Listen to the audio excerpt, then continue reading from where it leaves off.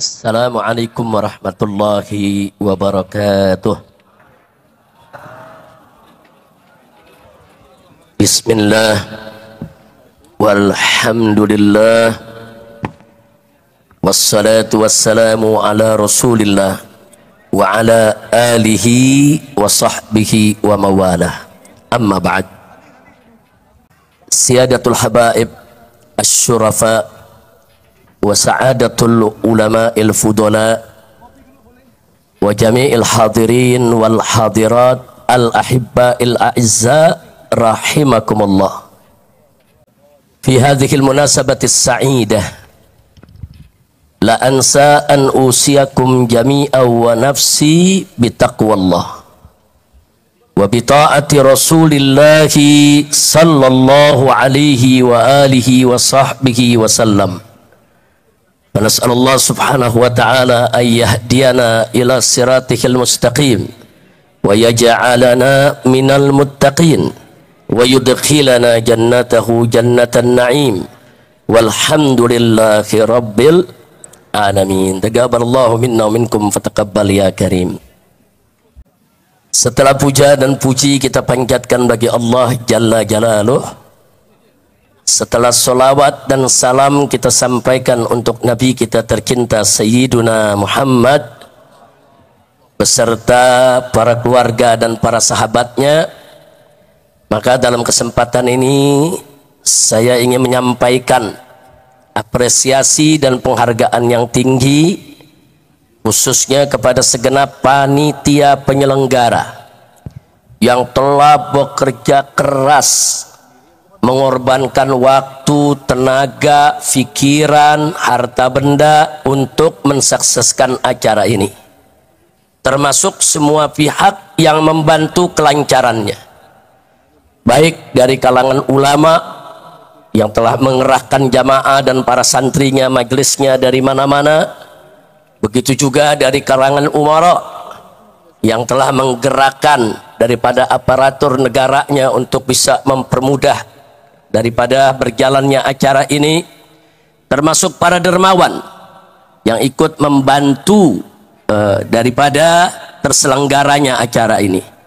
Mudah-mudahan mereka semua diberikan oleh Allah ganjaran yang berlipat ganda, diberikan oleh Allah subhanahu wa ta'ala segala kemudahan dari dunia hingga akhirat. Amin ya rabbal alamin. Saya merasa bersyukur, senang, gembira kali ini bisa hadir di reuni 212, karena beberapa hari yang lalu saya masih ada di kota suci Makkah. Hampir-hampir saya tidak bisa pulang karena terkena demam yang sangat tinggi di atas 40 derajat. Tapi alhamdulillah akhirnya saya bisa pulang, bisa kembali didampingi oleh para dokter, dirawat sampai hari ini, dan akhirnya bisa berkumpul. Kenapa saya senang? Karena di sini saya ketemu semua kawan-kawan seperjuangan, ketemu para ulama, para habaib, para kiai, para aktivis, pimpinan ormas, pimpinan pondok-pondok pesantren. Kalau saya sebutkan satu persatu 2 jam nggak cukup ini, saking banyaknya tokoh yang hadir. Belum lagi di sini alhamdulillah ada pimpinan-pimpinan lembaga tinggi negara, ada dari MPR RI-nya, ada dari DPD RI-nya. Ini betul-betul satu reuni yang sangat membahagiakan, dan tentunya yang paling membahagiakan sekali bertemu dengan umat yang sudah lama kita tidak berkumpul. Dan kumpulnya umat pada hari ini menunjukkan bahwa kita semua masih tetap istiqomah untuk menegakkan Islam di Indonesia. Takbir. Baik ya ikhwan, tidak panjang yang ingin saya sampaikan. Kembali kepada peristiwa aksi 212 pada tahun 2016. Saat itu saya menyampaikan khutbah Jumat 212, di mana saya tekankan di sana dan ingin saya ulangi kembali, tekankan pada saat ini, bahwa ayat suci di atas ayat konstitusi. Tolong seluruh umat Islam dimanapun anda berada, wabil khusus para mujahid dan mujahidah 212, tancapkan dalam sanubari kita yang paling dalam bahwa ayat suci akan selalu dan senantiasa ada di atas ayat konstitusi. Kenapa? Karena ayat suci adalah wahyu ilahi, kalam ilahi Rabbi, yang tidak boleh diganti, tidak boleh direvisi, yang wajib untuk dipatuhi, ditaati, harga mati.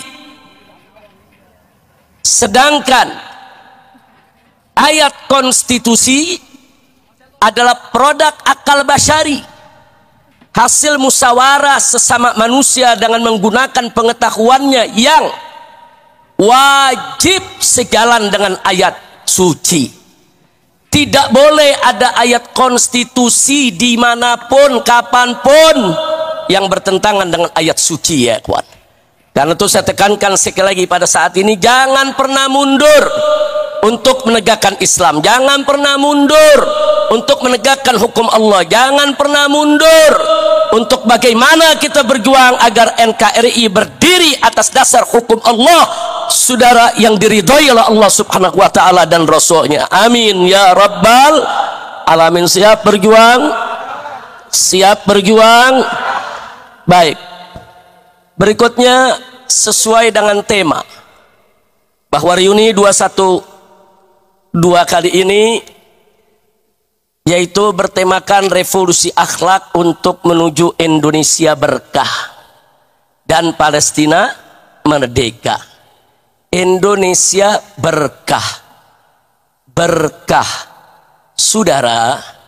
Kunci keberkahan itu Allah sudah nyatakan dalam Al-Quranul Karim. Faqala ta'ala walau anna ahlal qura amanu wa taqaw lafatahna alaihim barakatim minas sama'i wal ard. Tegas Allah nyatakan dalam Al-Quran, andai kata penduduk suatu negeri, penduduk daerah-daerah dimanapun berada, saudara, amanu wattaqaw, mereka beriman dan bertakwa kepada Allah, Allah janjikan lafatahna alaihim, niscaya pasti akan kami buka untuk penduduk negeri tersebut barakat, aneka ragam keberkahan, minas sama'i wal ard, baik keberkahan yang diturunkan dari langit maupun keberkahan yang Allah keluarkan dari dalam bumi, saudara. Ini janji Allah. Jadi kalau kita mau Indonesia berkah, ya beriman dan bertakwa. Nah, beriman bertakwa itulah maksudnya kita tunduk kepada hukum Allah. Baik hukum yang berkenaan dengan pribadi perorangan, hukum yang berkaitan dengan rumah tangga, hukum yang berkaitan dengan sosial kemasyarakatan, sampai kepada hukum yang berkaitan dengan tata negara, ibadallah. Tunduk kepada hukum Allah. Kalau kita tunduk kepada hukum Allah, beriman, bertakwa, Allah kasih berkah. Jadi jangan mimpi Indonesia berkah kalau hukum Allah dilecehkan. Jangan mimpi Indonesia berkah kalau hukum Allah ditinggalkan. Jangan mimpi Indonesia berkah kalau Al-Quran dibelakangkan. Nabi tegas mengatakan dalam satu hadisnya, ibadallah, kama qala Nabi sallallahu alaihi wasallam, man ja'ala al-Qur'ana amamah wadahu ila jannah wa man ja'alahu wara'a dhahrihi saqahu ila nar. Barang siapa menjadikan Al-Quran di depan dia sebagai imam, sebagai pedoman, sebagai petunjuk, niscaya Al-Quran akan menuntun dia masuk ke dalam surganya Allah. Sebaliknya, barang siapa menjadikan Al-Quran di belakang tulang punggungnya, dia nggak peduli dengan hukum Al-Quran, dia lecehkan Al-Quran, dia nggak mau pakai Al-Quran, saudara, hati-hati. Neraka jahanam menanti dia untuk dijerumuskan, ya kawan. Na'udzubillah min dzalik. Mudah-mudahan di kepemimpinan baru saat ini yang terhormat, yang sama kita hormati Bapak Presiden Haji Prabowo Subianto, saudara, bisa selalu mengedepankan ayat suci di atas ayat konstitusi. Nah, jadikan Indonesia ini berkah. Kami seluruh rakyat akan dukung Bapak kalau Bapak mengajak bangsa Indonesia taat kepada Allah dan Rasulnya. Betul? Betul? Takbir. Nah, jadi sekali lagi jangan pernah mundur, ya ikhwan. Nah, baiklah. Berikutnya yang tidak boleh saya lupakan juga, ya ikhwan, alhamdulillah, Pilpres sudah selesai, Pilkada sudah selesai, Pilkada serentak, saudara.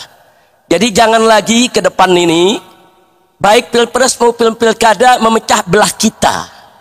Berbeda pilihan dalam politik itu biasa. Makanya saya kaget begitu ada perbedaan pilihan. Saudara, berani-beraninya ulama dimunafik-munafikkan, disesat-sesatkan, dikafir-kafirkan. Jangan. Ada habaib, ada ulama berbeda pilihan dengan kita, saudara. Masing-masing punya ijtihad politik. Wajib untuk kita saling menghormati, saudara. Jangan mau dipecah belah, saudara. Yang bertarung orang lain, yang dapat kekuasaan orang lain, yang dapat kursi orang lain, yang dapat uang orang lain. Tapi kenapa harus rakyat yang diadu domba, rakyat yang baku pukul, dan rakyat yang dipecah belah? Jangan mau lagi kita diadu domba. Setuju? Siap bersatu? Siap bersatu? Takbir! Nggak apa-apa, kita beda-beda pendapat, nggak apa-apa, saudara. Hanya saja kita mau ingatkan semua, saudara, di dalam memilih pemimpin, jangan lupa jadikan Al-Quran dan As-Sunnah sebagai pedoman kita. Al-Quran dan As-Sunnah sudah menuntun kita bagaimana cara memilih pemimpin. Yang model bagaimana pemimpin yang harus kita pilih, ikuti saja. Selama kita berpedoman kepada Al-Quran dan As-Sunnah, Al-Ijma' dan Qiyas, saudara, serta apa-apa sudah disampaikan oleh para ulama-ulama salaf kita, insya Allah kita tidak akan terjerumus ke dalam jurang kebingungan. Enggak, kita enggak bakal bingung. Kita bingung memilih pemimpin karena meninggalkan Quran dan Sunnah. Kita bingung milih pemimpin karena kita jauh dari Al-Quran dan Sunnah. Kalau kita ikut Al-Quran, As-Sunnah, Al-Ijma', Al-Qiyas, saudara, begitu juga petunjuk dari para ulama kita yang ikuti, insya Allah kita tidak akan pernah bingung dan kita tidak akan pernah bisa dipecah belah. Maka itu hari ini, sebelum saya akhiri, saudara, saya ingin mengajak semuanya kembali ke dalam barisan. Yuk kita rapikan soft kita perkuat barisan kita. PR kita ke depan banyak, ya kawan. Dari dulu saya selalu menekankan, siapapun presidennya, siapapun gubernurnya, siapapun bupatinya, siapapun wali kotanya, kewajiban kita tetap sama, dakwah, amar ma'ruf, nahi munkar, dan jihad. Siapapun presidennya, kewajiban kita tidak akan pernah berubah. Betul. Baiklah, terakhir, saudara,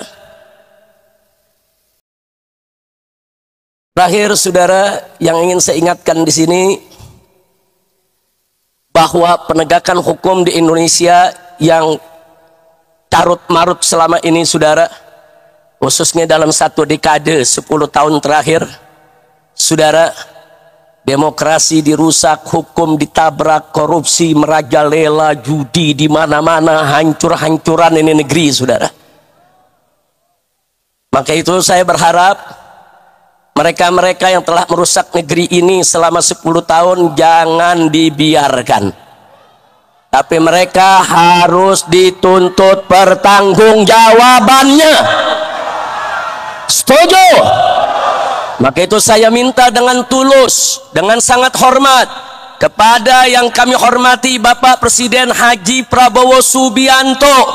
Tolong Pak, bersihkan pemerintahan Bapak dari orang-orang yang bermasalah, baik bermasalah dengan korupsi, bermasalah dengan judi, bermasalah dengan pelanggaran HAM, bermasalah dengan segala kemunkaran dan kerusakan negeri. Jangan mereka dibiarkan. Proses hukum, tegakkan keadilan bagi bangsa Indonesia. Takbir, Allahu Akbar. Setuju tidak? Setuju tidak? Kalau Bapak Presiden bertindak tegas untuk memproses semua pelanggar hukum pada 10 dekade terakhir ini, setuju tidak? Dukung Bapak Prabowo tidak? Betul. Takbir. Enggak peduli siapapun dia, saudara. Enggak peduli, saudara. Takbir. Takbir. Takbir. Dan akhirnya mari kita baca suratul Fatihah. Kita mohon kepada Allah agar Bapak Presiden Prabowo Subianto diberikan kekuatan oleh Allah. Amin. Diberikan sehat walafiat. Amin. Agar mampu untuk memimpin negara Indonesia. Agar mampu mensejahterakan rakyat.